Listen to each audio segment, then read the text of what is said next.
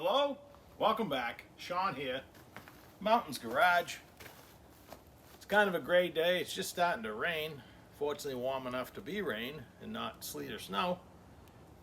I just fixed my Mahindra 6010. It's a 2011 four-wheel drive cabbed tractor.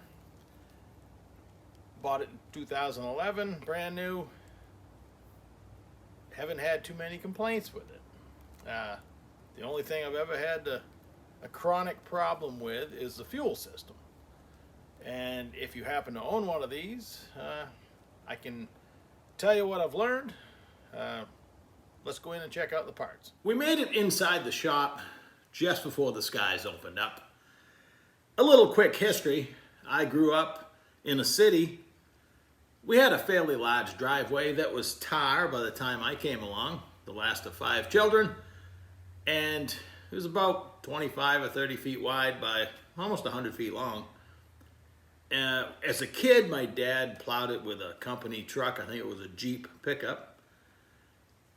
But we always had a snowblower. That was the main way to do it.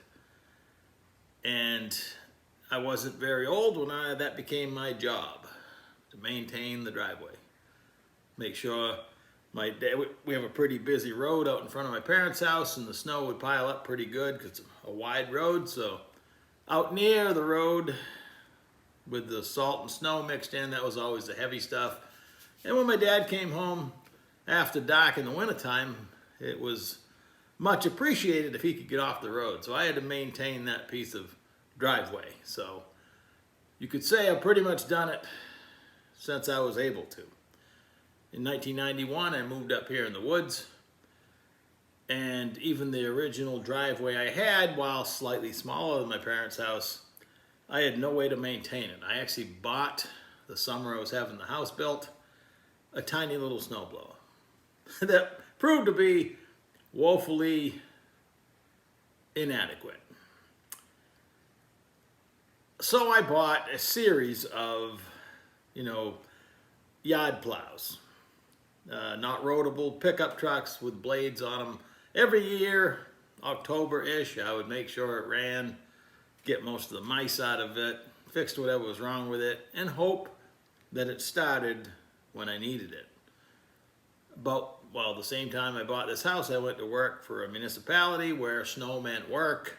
So very often I would come home sometimes days after the storm started, depending on how severe the storm was, and I would come home to snow up to my knees or higher, and the plow truck usually buried down there somewhere. So I started parking it across the street. I happened to have land across the road, so at least I could start plowing downhill.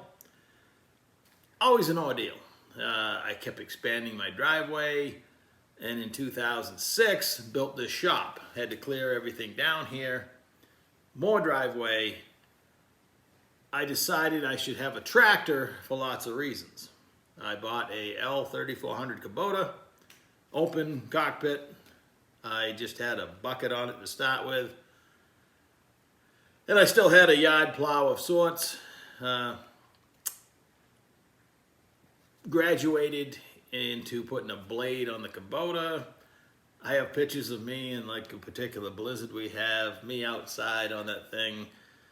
I'm just covered in snow. So that Kubota was nothing but a disappointment. I bought a name brand, and the hydraulics were weak. It never failed to start. I did have it set outside from 2006 to the fall of 2011 when I sold it. I had a Woods backhoe on it. That actually worked really nice. It was an 8.5-foot backhoe. That, again, no complaints about the Woods backhoe. The hydraulics on the tractor for the bucket, not impressive. Tractor's 4-wheel drive. It did an adequate job, clearing snow. It was a standard, you had a clutch and you had to actually shift it. That was okay. So, the 2011, I decided to sell it, and it actually had increased in value. I made out really well on that. It was starting to show its age from sitting outside. I figured it was a tractor. Farmers leave them outside, right? Well, those years weren't kind to it. It was starting to kind of look its age, but it sold for great money. And I sold a lot of other things I don't miss, but I do miss one particular crew cab dually that I sold to my buddy Jim. But I had to raise enough cash to buy this tractor and another backhoe because I still had more work to do. And I bought it. Seems like yesterday. Well, blink your eyes, that tractor's what, 13 years old. It's been pretty reliable. I put a 9.5 stainless Fisher's a brand, if you're not familiar with snow plows, depending on where you're watching this. They're right here in Maine. Locked into this 9.5 foot, which is pretty big, stainless V-blade. I'm at the bottom of 2 hills. The tractor's this way, the road's a long way that way. I got to go up 2 hills, but in 4-wheel drive, of course, in V, I can always lift the blade up if I have to. The tractor will drive over some snow, but I can all but one time make it to the road. One particular storm was absolutely like cement. The more you moved it, the hotter and slipperier it became. I had to dig my way to the road with a backhoe. There's still marks in my driveway. But in the 13 years I've owned it, majority of the time I'm plowing snow, and I do some work with the backhoe. The backhoe is kind of funny. I bought it with the tractor. They had to order it. It's a tractor with a cab, like you saw. At that point, having a backhoe on a cabbed tractor was kind of rare. The Paladin was the parent company that made the backhoe for Mahindra, and they asked me, I had to call tech support about the support plates because they were hitting everything. He says, if you can make that thing fit, will you send me some pictures of it? I did, I got it to fit. And it works fine. I don't know hydraulically. I guess it's as strong as the Woods groundbreaker that I had. It's bigger for sure. And that part's fine. Now, I bought, not blind, I did a lot of research at the time in 2011 of what brand tractor I was going to buy. I knew I wanted a cab, which comes with heat, air conditioning, a radio, nice plushy seat. It's not so bad out there in the snow. Work lights front and back. I mean, if you have traction, you're going places. I bought a Mahindra. Mahindra was on the Rise, is actually what they called it, Rise. I don't know if it says on the paperwork. This is a manual I downloaded while the tractor was new and relevant. And the one that my dealer happened to have was a 6010. And with a little bit of research, it's not a Mahindra at all. It's a TYM. TYM is a very respected tractor company. They make tractors for Branson and other people. And in this case, Mahindra rebadged it and called it their own. I believe the Coyote cabbed tractor at the time is the same tractor pretty much with a few amenities changed. I know they have the same engine. When I search for parts now, they come up the same, the Daedong motor. Now, that sounds funny, but again, more research. It's a very popular engine. It has, I believe, a Bosch injection pump. I know I have a Borg-Warner transmission. It came with Goodyear tires and all kinds of good American stuff on it, even though it's an imported tractor.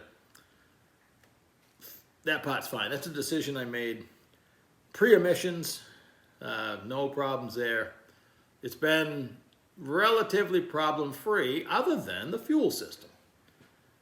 The first problem I had was this fuel cup.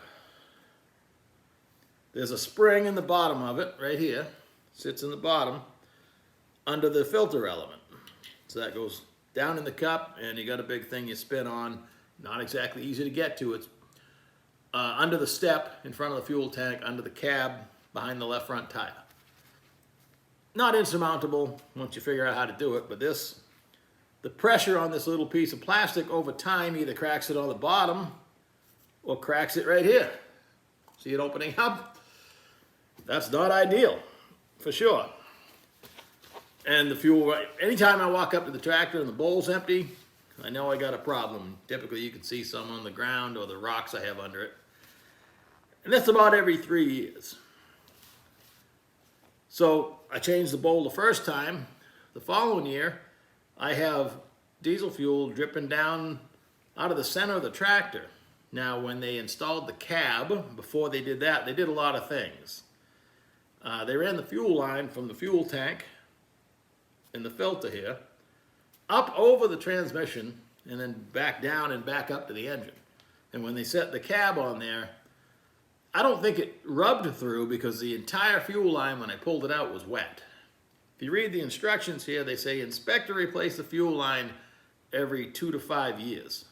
Well, I'm not changing that fuel line every 5 years, at least if it goes up into a place I can't even reach. So I rerouted it. There's a bracket under the engine. You're behind the oil pan. It doesn't hang down out of the way. The filter's right here. I just went down and up to the injection pump, and I have no problem changing that if I gotta lay in the driveway and do it. So that was an authorized modification by myself. So speaking of authorized modifications, when it was new, I forgot about this part, standby in the fuel system, the cab didn't have any heat. I was freezing to death in there. I did a little research online for myself. There was a technical service bulletin, TSB, about rerouting the heater hoses. Again, when they set that cab on there, they did some things wrong. And I went to my dealer. I saw their shop. I looked at mine. Mine was, believe it or not, neater. And I said, can you just give me the parts? Here's the TSB. I need to perform this stuff. I'll do it at my house.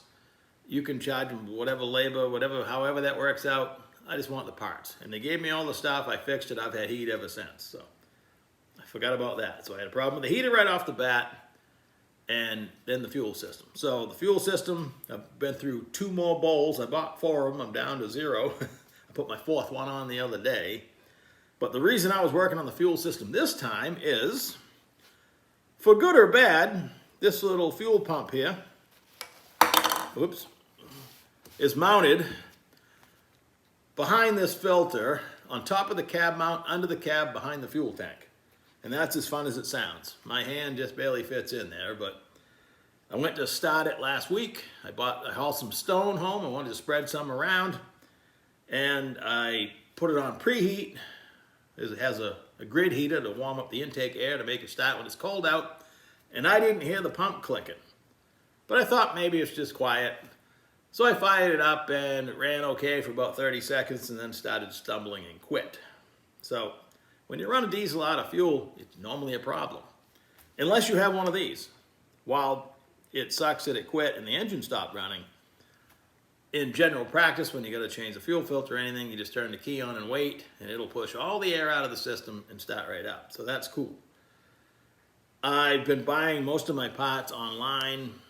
Bill's Tractor, if you're a Mahindra, they sell all kinds of different brands, but anytime I need to buy, I bought all the OEM filter packs and everything, I buy it from them.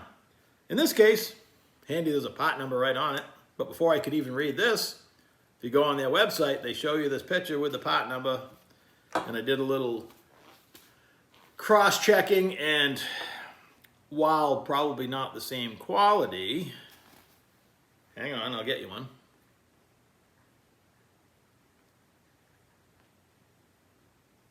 Hang on.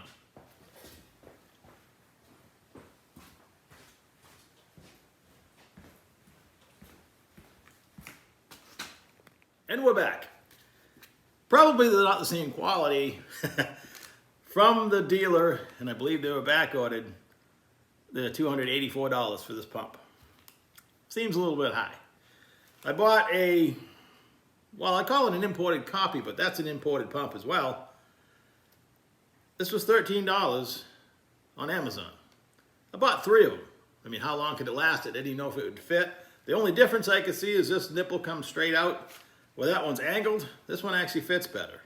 It plugged right in to the plug that was in the tractor, which is very hard to get to.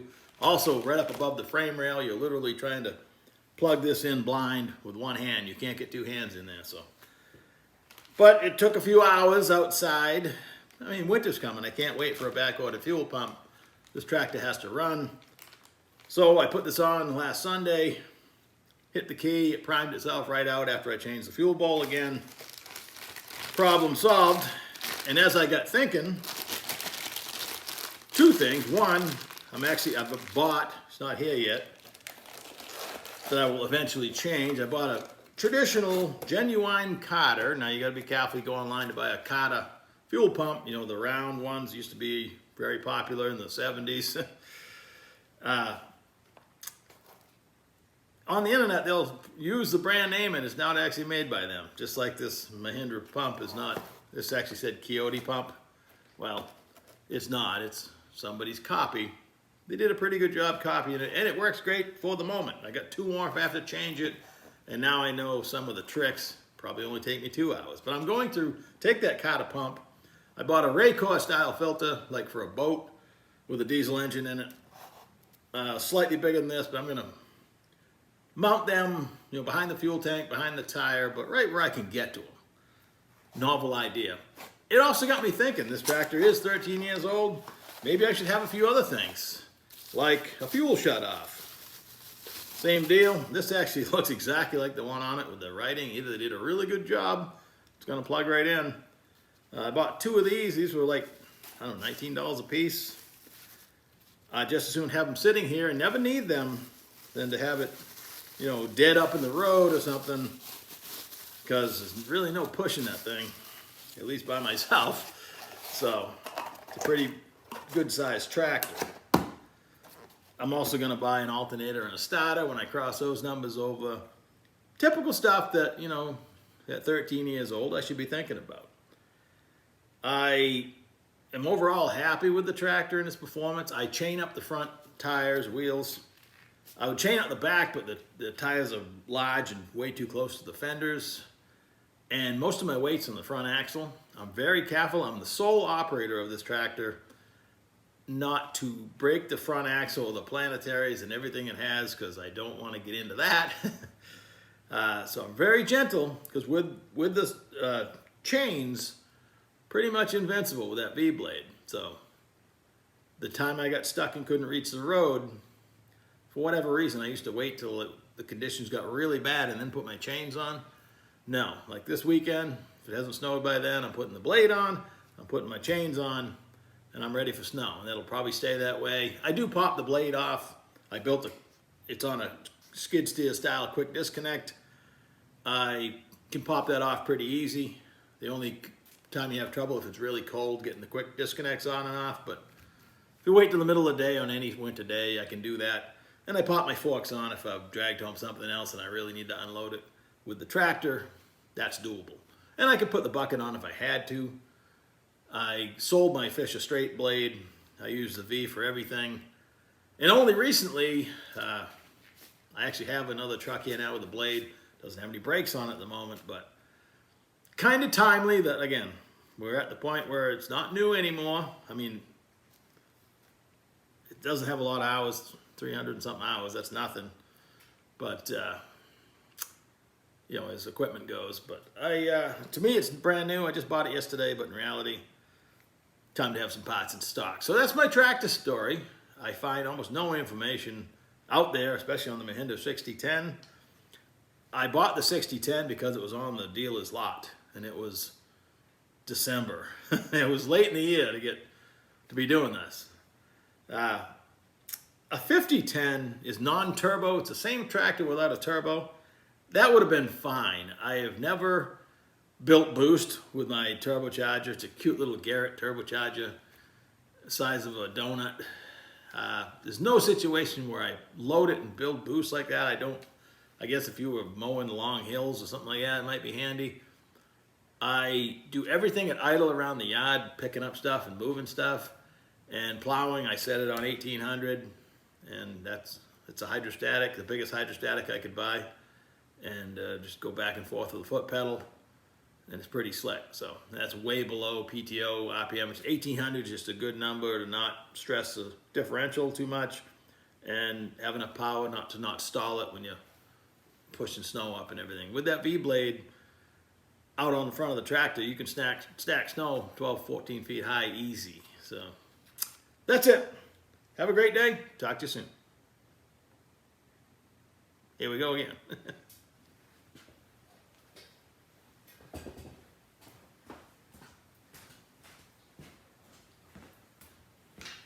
All right, this is really goodbye now.